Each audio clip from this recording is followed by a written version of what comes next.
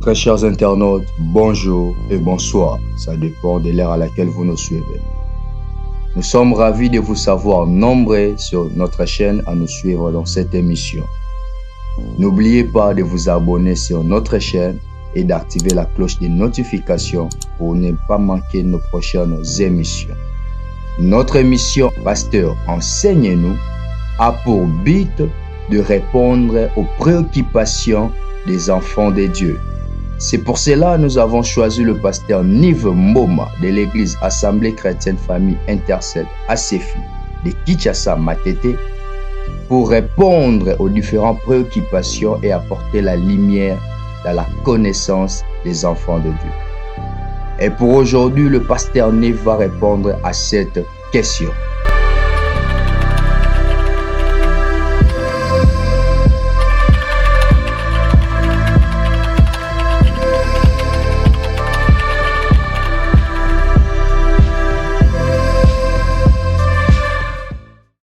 Bonjour, chers internautes. Que Dieu puisse nous bénir. Aujourd'hui, nous sommes là pour répondre à une question qui nous a été posée. C'est celle de savoir si un homme de Dieu peut se lancer en politique. Donc, on peut faire la carrière politique. C'est une question qui est un peu complexe. Mais nous aimerions faire parler la Bible ou les Saintes Écritures. Est-ce qu'un homme de Dieu, je ne parle pas d'un chrétien, je parle d'un homme de Dieu, peut-il se lancer dans la carrière politique? La première des choses que nous avons à savoir, donc, c'est que c'est la politique. La politique, c'est la gestion de la res publica, la gestion de choses publiques, la gestion de l'État, du point de vue étymologique. C'est la gestion de la cité. C'est-à-dire que la cité doit être gérée. Elle doit être administrée. La cité doit être, donc, sa sûreté, son développement, sa sûreté, tout doit être bien géré pour que l'on mène une vie paisible. Donc, du point de vue étymologique, la politique n'est pas mauvaise. Même l'univers est géré par Dieu. Donc, tout doit être géré. Donc, la gestion de la chose publique, c'est ce que nous appelons ou nous attendons par politique. Donc, c'est lui qui gère, c'est lui qui administre, c'est celui-là que nous appelons politicien ou politique. Ça se dit de façon stricte, mais d'une façon générale, c'est la manière de gérer, la manière de diriger, la manière de mener les choses. C'est ainsi que je peux dire que chaque pasteur a sa politique de gérer l'église, chaque homme d'affaires a sa politique de gérer ses affaires. Donc ça, c'est au sens général. Mais au sens strict, c'est la politique dans la question de gérer la cité. Alors, puisque la cité doit être gérée, cette cité doit avoir des autorités que nous appelons des politiciens. Et la Bible reconnaît qu'il y a des politiciens. Si nous allons dans la Bible, nous aimerons que nous sachions ceci. Nous avons bel et bien trouvé des hommes de Dieu en politique, parce qu'il y a deux sortes de politiques. Il y a la politique active ou la politique du devant de la scène, de prise de position, de prise de décision. Et il y a la politique passive dans l'ombre. Dans la Bible, nous avons trouvé par exemple Joseph, qui était un politicien. Il a été parmi les gens qui ont géré l'Égypte à l'époque.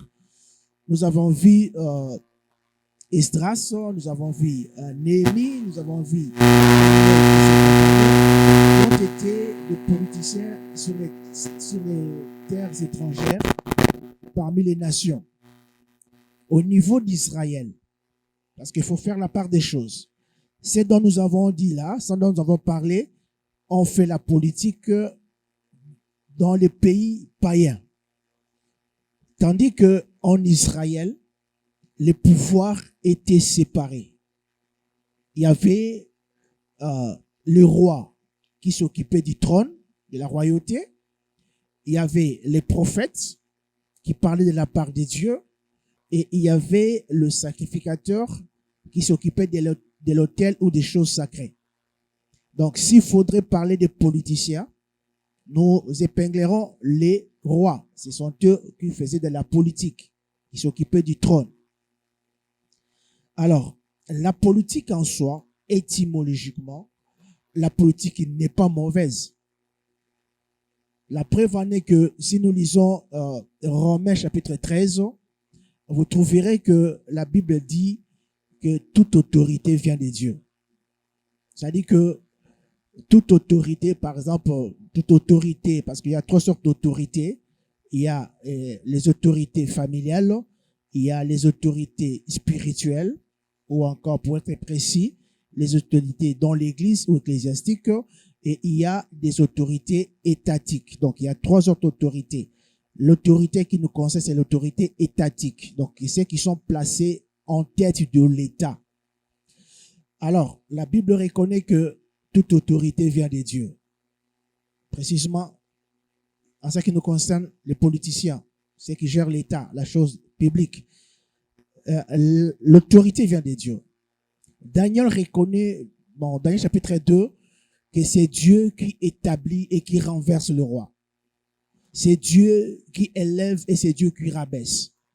Il est vrai, actuellement, avec la franc-maçonnerie, avec la cabale juive, avec toutes les sciences occultes que nous connaissons, il est vrai que la plupart des politiciens sont des adeptes de ces loges, mais ce que nous devons savoir, peu importe, parce que si nous allons dans Babylone, à Babylone plutôt, Daniel a reconnu que c'est Dieu qui a établi Nebuchadnezzar comme roi. Vous voyez un peu? C'est-à-dire que tu peux être de telle ou telle autre loge, ce n'est pas le diable qui t'a placé. Si Dieu n'avait pas prévu que tu sois président de la République, le diable ne peut rien faire pour toi. Donc c'est ainsi qu'on dit que toute autorité vient de Dieu. C'est-à-dire que si Dieu n'avait pas prévu que tu sois président de tel pays et que tu sois à tel poste, non, tu ne le seras jamais.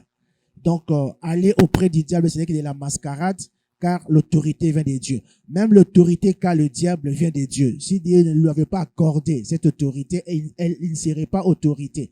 Le livre d'Apocalypse nous en dit mieux, parce que c'est Dieu qui donne cette grâce d'être autorité ou être au pouvoir.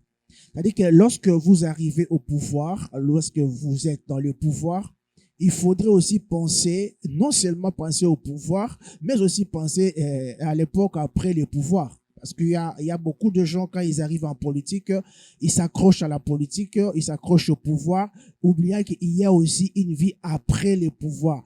Comme il y a une vie après le pouvoir, la prudence est de mise, c'est-à-dire que faites de bonnes choses pour rester citoyen dans ce pays ou dans cette contrée que vous avez eu la grâce de diriger. Donc, en ce moment-là, la politique n'est pas mauvaise. C'est pourquoi même la Bible nous recommande d'obéir et de nous soumettre aux autorités établies. Donc, nous, l'Église, nous devons respecter les autorités. Même Jésus, lorsqu'il est venu, il a respecté les autorités. Nous aussi, nous devons respecter les autorités que Dieu a établies. Mais, j'insiste beaucoup plus, leur obéir dans le Seigneur, pas hors du Seigneur. Ok, c'est-à-dire que dans ce moment-là, la politique n'est pas mauvaise. Même Ézéchiel reconnaît que nous devons prier pour les autorités, même Timothée dit ça, prier pour les autorités pour que nous menions une vie paisible. Donc, les politiciens sont très importants, mais il y a aussi un problème. C'est-à-dire que la situation d'un État, l'état d'un État corrèle, reflète la qualité des politiciens qu'il a. Donc, si un État est dans une situation misérable, c'est que cet État n'a pas eu de bons politiciens. Il y a quelqu'un qui a dit faites-moi de la bonne politique et moi je ferai des bonnes finances. C'est-à-dire que si les choses ne marchent pas dans un pays, c'est que la qualité des autorités est médiocre. Ça, on ne peut pas s'en passer. Parce que même Ésaïe chapitre 1, verset 5 dit que lorsque la tête est malade, c'est tout le corps qui en pâtit. Donc c'est tout le corps qui est souffrant. C'est-à-dire que, chères autorités, nous devons nous assumer et que si les choses ne marchent pas, il faut pas aller par 4 chemins, c'est que la cité est mal gérée. Vous voyez un peu, la cité est mal gérée. Donc, il y a des mauvais choix et des mauvaises décisions. Il y a quelqu'un même qui a dit que ne penser qu'à soi-même et ne penser qu'au présent est la source de toute erreur en politique. C'est que les pays se trouvent mal lorsqu'il y a des gens qui ne pensent qu'à eux-mêmes, qui ne pensent pas à la patrie, qui ne pensent qu'à eux-mêmes et à leur famille, à leur club d'amis. Ça, c'est un pays qui n'a pas eu la chance d'avoir de bonnes autorités. C'est-à-dire que si la tête souffre, c'est tout le corps qui en pâtit. Il y a aussi un auteur qui a dit, lorsqu'un régime tombe en pourriture, c'est qu'il devient pourrisseur. C'est-à-dire que lorsque la tête est pourrie, elle fait pourrir tout ce qui reste. Donc, chères autorités, nous devons savoir que être autorité d'un pays, d'une cité, c'est une grâce. Mais qu'est-ce qu'on a fait ou qu'est-ce qu'on fait de la grâce que Dieu vous a accordée d'être président, ministre, député, sénateur? Qu'est-ce que vous avez fait de ces pays? Qu'est-ce que vous avez fait de cette cité? Ça, c'est ce que nous oublions souvent. Donc, il faut beaucoup penser, non seulement au présent, mais penser aussi qu'un jour, c'est le mandat que vous avez prendra fin. Bon, ça c'était l'introduction, mais la question reste pendante. Est-ce qu'un homme de Dieu peut-il faire la politique? La réponse est oui et non. Oui, c'est possible qu'un homme de Dieu fasse la politique, embrasse la carrière politique, s'il a un appel particulier. Et cet appel particulier va se révéler dans les résultats de son mandat.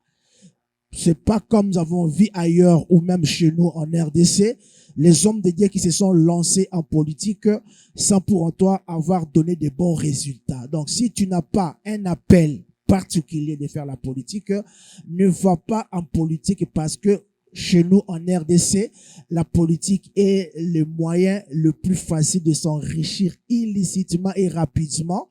Et c'est aussi un refuge, c'est-à-dire que peu importe les mots que tu vas causer, puisque tu es politicien, tu seras jamais jugé, tu seras toujours caché sous la casquette politique. Donc, voilà un peu ce qui ronge un peu mon pays. Donc, quand on est politicien, aujourd'hui, selon le dernier rapport du ministre de l'Intérieur, nous avons plus de 900 partis politiques en RDC.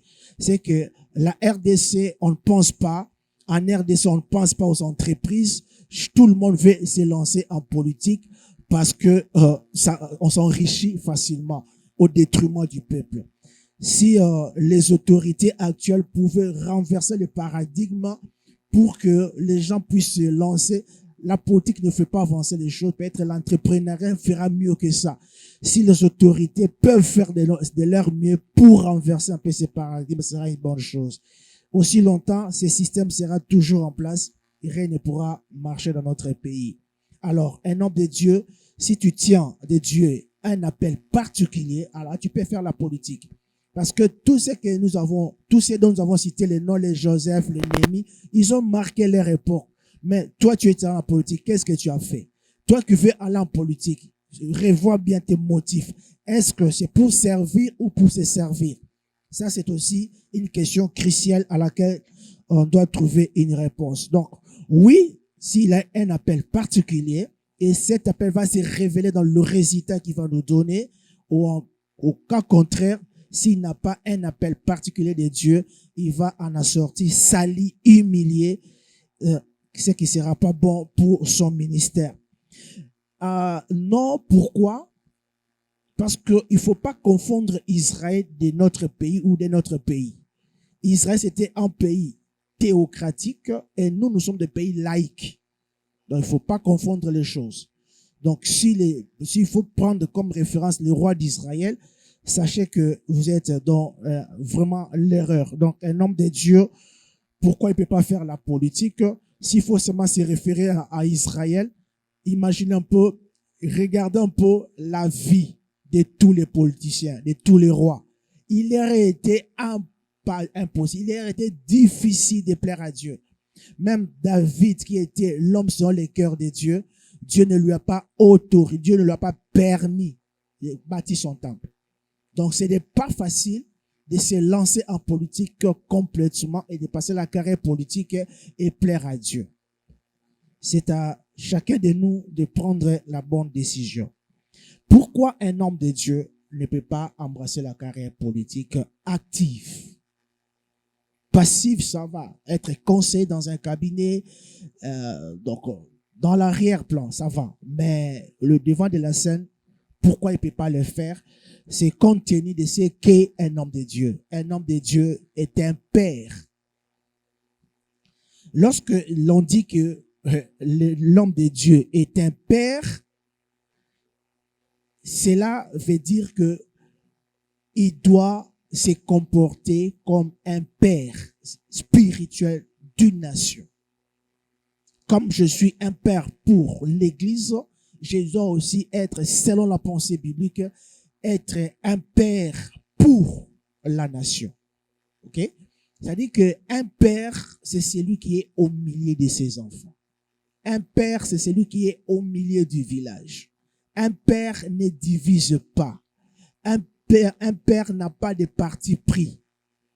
Or, lorsque nous parlons de la politique sous-entend l'alignement, la vie partisane. Cela veut dire quoi? Soit on est derrière une idéologie, soit on est derrière un leader. Alors, lorsqu'on s'aligne derrière les leaders, lorsqu'on est d'un camp contre un autre, parce que Mao Tse-tung a dit ceci, la politique est une guerre sans effusion de sang, et la guerre est une politique avec effusion de sang. Donc, lorsque tu entres en politique, ou tu es en politique, sache que c'est le monde des conflits. C'est le monde des guerres des idéologies, et qui des fois se transforme en guerre physique. Parce que en politique, un obstacle est à anéantir ou à éliminer. Vous voyez un peu? Donc, quelqu'un aussi a dit qu'on ne peut pas s'effrayer un chemin dans le rang des termes qu'ils ont utilisés, qu'il a utilisé des imbéciles, donc des obstacles. Les obstacles en politique gênent. Maintenant, la question que les gens posent, un père spirituel, et tu te rabaisses au niveau de faire la politique, maintenant tu seras pour tel parti contre un autre. Vouloir ou pas, c'est ça la politique. Tu auras toujours des adversaires. Quelqu'un a dit que en politique, tous les coups sont permis. Il faut s'attendre à tout. Donc, lorsque tu entres en politique, sache-le que tu seras en guerre avec des adversaires politiques. Mais la question que l'on peut se poser est celle-ci. Toi, tu es un père spirituel. Tu es un père pour la nation. Tu es un père pour les politiciens. Lorsque maintenant tu es en débat, lorsque tu es en conflit avec les autres, tu vois que ça n'ira pas. Bon, moi, je pense qu'un homme de Dieu, en rentrant en politique, il devait une malédiction. Pourquoi il devait une malédiction? Parce que la Bible dit qu'on ne touche pas, mais ouais. Or, en politique, on va te toucher. En politique, on va te critiquer. On va t'injurier. Je ne sais pas. On va te critiquer, injurier, calomnier comme un homme de Dieu ou comme un politicien. Or, pour Dieu, il n'y a pas d'homme de Dieu partiel ou en temps partiel ou en temps plein. On est homme de Dieu. Alors, lorsque ces gens-là s'attaquent à toi pour t'injurer, te calmer, te lapider, est-ce que ton Dieu sera-t-il d'accord? Moi, je crois que pour de telles raisons, il faut se méfier de la politique. Et un homme de Dieu ne peut pas être partisan, ni pour les uns, ni pour les autres. Il doit être au milieu du village. L'église doit être au milieu du village pour devoir et savoir condamner le mal, peu importe la source ou l'auteur. C'est ça, être un homme de Dieu. Donc, un homme de Dieu ne peut pas se lancer en politique compte tenu que c'est la vie partisane. Tu auras assurément besoin de te ranger dans un parti politique. Or, Lorsque tu te ranges dans un parti politique, tu seras contre un autre parti politique. Et quand tu es à l'église, il y aura les gens de parti tel contre les gens de parti X. Toi, tu seras au homme de Dieu. Voilà. Donc, notre place en tant qu'homme de Dieu n'est pas vraiment dans la politique. On doit rester des pères pour les politiciens. J'aimerais que dans mon église, que j'ai des politiciens, mais moi, que je ne fasse pas la politique. Parce que c'est une vie partisane. Ça, c'est la première chose. La deuxième chose, la politique est une vie d'intérêt. C'est ce qui caractérise la politique. La politique, ce sont les intérêts. Même en Occident, ce sont les intérêts. Partout, ce sont les intérêts. Donc, sans intérêt, on ne peut pas faire la politique. Et les intérêts, souvent, sont égoïstes. Ces intérêts, souvent, sont partisans. Vous voyez un peu? Or, un homme de Dieu vise les intérêts du Christ et il vise les intérêts de la communauté. Même peu importe tes convictions, mais lorsque tu seras en face de ces réalités, tu seras obligé de te ranger pour accomplir les intérêts de votre parti, les intérêts de votre idéologie, les intérêts de votre leader, ainsi de suite. Or, un homme de Dieu doit être au milieu. Un père, rester un père, c'est mieux. Troisième chose, lorsqu'on parle de la politique, c'est un monde de démagogie. C'est un monde de démagogie. Parce que toute vérité n'est pas bonne à dire en politique. En politique, quand c'est rouge, on te dit que c'est blanc. Tu dois te scriptuler, tu dois te conformer. Alors, c'est un mensonge. Tout mensonge reste mensonge. Oui? Alors, un homme de Dieu, lorsque tu es dans de pareilles positions, est-ce que tu vas mentir ou dire la vérité? Or, si tu dis la vérité, tu trahis ton parti. Tu trahis les intérêts du parti. Tu trahis ton leader. Tu vois que même la Bible dit, sortez du milieu de ça. C'est pas un bon milieu pour un homme de Dieu. Je dis pas pour les chrétiens, mais je dis pour un homme de Dieu. Donc, c'est un mot de démagogie. Il y a un auteur qui a dit que c'est un politicien qui dit n'avoir jamais menti, ajoute un mensonge dans son compte. C'est-à-dire que c'est que le monde politique, c'est un monde de démagogie, un monde de mensonge. Et autre chose qui retient notre attention, la politique, c'est le sang. Je me souviens, lors des funérailles du frère Rochero, il y a, je sais pas, sa fille ou son fils qui avait dit, papa avait dit que la politique est un monde de requins. On s'entremange. Vous voyez? On se mange entre eux. Ils se mangent entre eux plutôt. C'est-à-dire qu'on s'élimine. C'est le monde du sang. On verse le sang. Si tu vas en Occident, on verse le sang. Ce qui se passe à l'Est, c'est le sang qui se verse. Si tu viens dans la politique ici, c'est le sang. Donc, il y a des décisions qui se prennent pour verser le sang. C'est ça la politique. Tous les coups sont permis. Homme de Dieu. Père spirituel, vas-tu verser le sang? J'ai eu la chance de rencontrer quelqu'un de la sûreté et de la sécurité qui m'a dit que ce n'était pas bon pour un homme de Dieu de faire la politique, car la politique, c'est le sang. Vous voyez un peu? Alors, un homme de Dieu en politique, c'est pour épargner ou tu vas verser le sang. Si tu verses pas le sang, tu vas apposer ton consentement.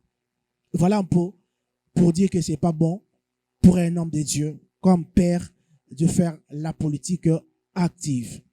Je crois on peut s'arrêter aujourd'hui pour continuer dans les prochains numéros. Merci, que Dieu nous bénisse. Voilà, c'est par ici que prend fin notre vidéo du jour. Nous espérons que vous avez été satisfait par la réponse du pasteur Mboma. N'hésitez pas à nous laisser vos réactions en commentaire et de poser vos questions en commentaire. Et surtout, n'oubliez pas de vous abonner et activer la cloche de notification pour ne pas manquer nos prochaines émissions. Nous vous disons ciao, à la prochaine.